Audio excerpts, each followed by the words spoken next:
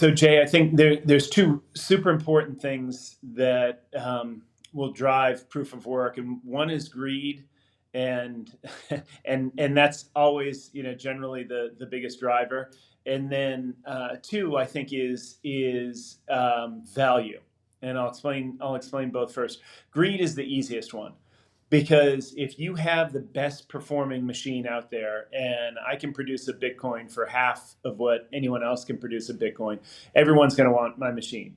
Mm-hmm. And so I'll say, I'll say it again, they have to commit to being carbon neutral on their facility if they're going to buy a DragonFly from me.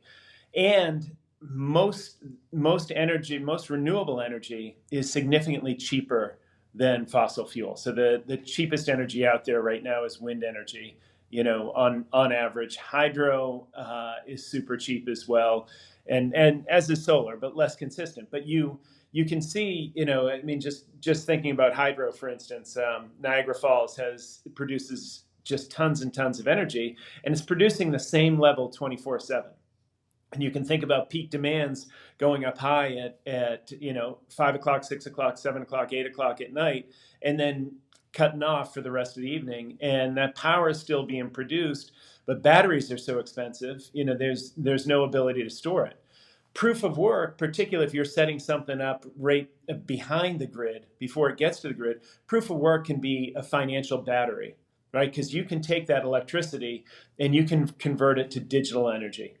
That's the second part that's super crucial. Most people miss out on. And this is why proof of work is so much better than just a typical data center. And data centers, as you know, use about 3 times the global energy that all of the proof of work consensuses combined use.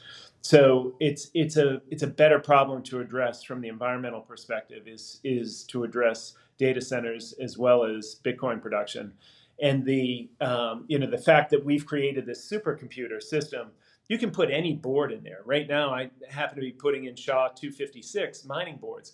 But if we wanted to put in AI boards, if we wanted to put in video rendering boards, if we wanted to put in anything else, we could do that on the same system and have it sit behind the grid. But if you think about the idea of digital energy, we're taking electricity and we're converting it to a Bitcoin, which is digital energy and actually has value. We can take that Bitcoin and we can buy a Lamborghini. We can buy a house. We can buy, whatever we happen to want to buy from that digital energy. If I send you an email and I use energy to do it, and I send you, or I do a social post, they have no value, right? So there's no inherent value in anything that's happening, from a social media perspective, from a communication perspective, but there is from proof of work. And right now there's 499 coins that are on proof of work. So there's a lot of people, because it's so easy to develop in a way that's super secure and hasn't been hacked. And now the Lightning Network, as you know, is seeing a lot of attention. And here at MIT, where I've got a lot of guys that I've hired out of MIT, they're doing tremendous amount of stuff on the Lightning Network.